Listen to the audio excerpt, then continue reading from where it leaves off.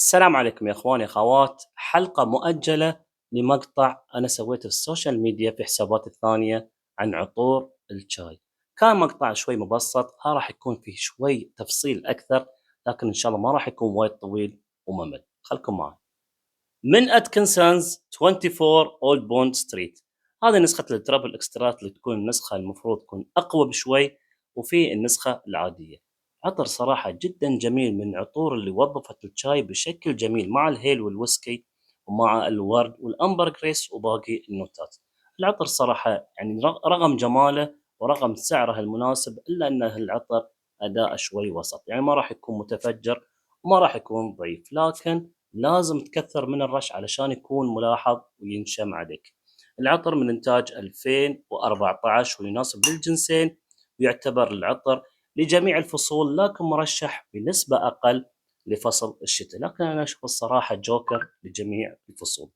العطر في الافتتاحية فيه توت العرعر، الهيل، الويسكي، الورد، الشاي الأسود، الأمبر جريس والمسك، وخشب الأرز. مكونات جدا ممتازة وجميلة وممكسة مع بعض بشكل جميل واحترافي، ويطلع لنا هالعطر الجميل اللي انت لازم تجربه وما تشتري عميان.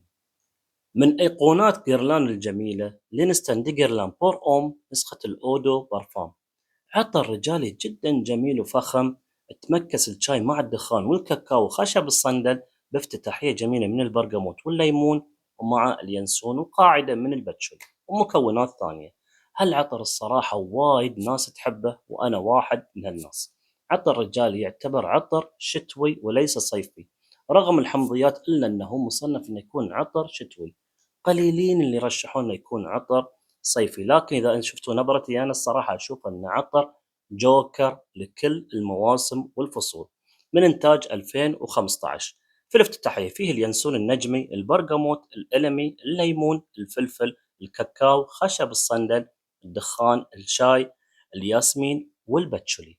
عطر جميل، حتى لو خذيته عمياني ما راح تندم، لكن دائما انصح انك انت تجرب قبل ما تاخذ. وفي ناس ما يحتاج يجربونه لان اصلا عطر مشهور ومحبوب من معظم الناس.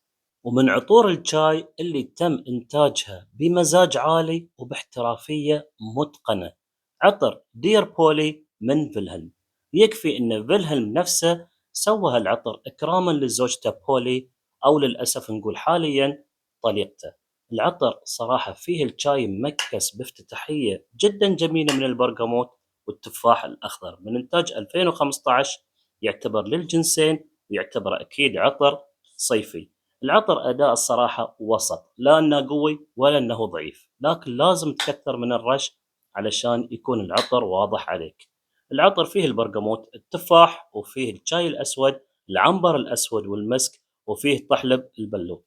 ومن عطور الشاي اللي تسللت إلى قلوب الكثير من متذوقين العطور، من نيشاني ولونغ تشا.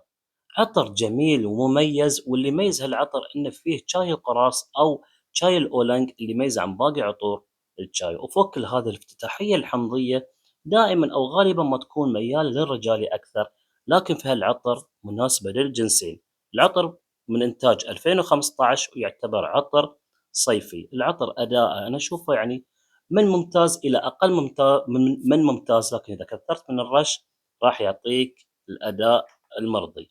فيه البرتقال وفيه البرغموت والمندرين، وفيه اليدز ياكوبيبا وشاي الاولنج، وفيه جوزة الطيب وثمار التين والمسك. عطر الصراحة جميل، حتى عندك الولنج تشا الاكس بعد جميل واداءه وايد ممتاز. من عطورات الشاي المتفردة عندما يمكس الشاي الاسود مع التين وخشب الصندل والمندرين وباقي النوتات. عطر فيج انفيوجن من اسنشال بارفانز. عطر جدا جميل ومتفرد في الريحة، يعني ما راح يكون وايد مميز، لكن كعطر من عطور الشاي راح تحس شوي ان العطر شوي مميز عن باقي عطور الشاي، مش عن باقي العطور ككل. العطر من انتاج 2022، لا يزال العطر جديد ويمديك تتميز فيه. العطر للجنسين ويعتبر عطر صيفي، هو مرشح انه يكون عطر صيفي اكثر من انه يكون عطر شتوي، لكن انا بعد اشوف ان العطر تقدر تخلي عطر جوكر لجميع المواسم والفصول. العطر الصراحة أداءه جدا ممتاز، لكن لا تتوقع أنه يكون العطر وايد متفجر مثل بوا إمبريال. صح إن العطر قوي لكن بعد يقل الأداء عن بوا إمبريال. فيه ثمار التين، خشب الصندل والشاي الأسود، وفيه خشب الأرز والمندرين، زهر البرتقال، وفيه الكلمنتين والبنزوين، وفيه الفريزيا. جميل العطر وايد جميل، لكن لازم تجرب. ومن أجمل العطور الصيفية العطور الرجالية من عطور الشاي إيماجينيشن من الوي فيتون. وايد ناس تحب هالعطر وتفضله ويكون العطر المفضل رقم واحد في مجموعتهم العطرية أو في المكتبة العطرية. عطر من إنتاج 2021، ورغم أن هالعطر جديد إلا أن كثير من الشركات اللي استنسخت هالعطر وسوت عطور مستوحاة من عطر إيماجينيشن. والحلو في هالعطر انه فيه الشاي الاسود الصيني مش الشاي العادي، مكس طبعا مع الحمضيات، وفيه طبعا خشاب الجاي والامبركسان، وفيه الزنجبيل وباقي النوتات. العطر اداء انا اشوف الصراحه ممتاز. في بعض الناس يشوفون ان الاداء يعني من بعد كم من ساعه ما تشم العطر. لا، العطر موجود بس انت ما تشم العطر. لكن انت جرب انك انت ترش على ملابس تخليها معلقه عندك في الغرفه، راح تشم هالعطر لساعات طويله وممكن تشمه لثاني يوم.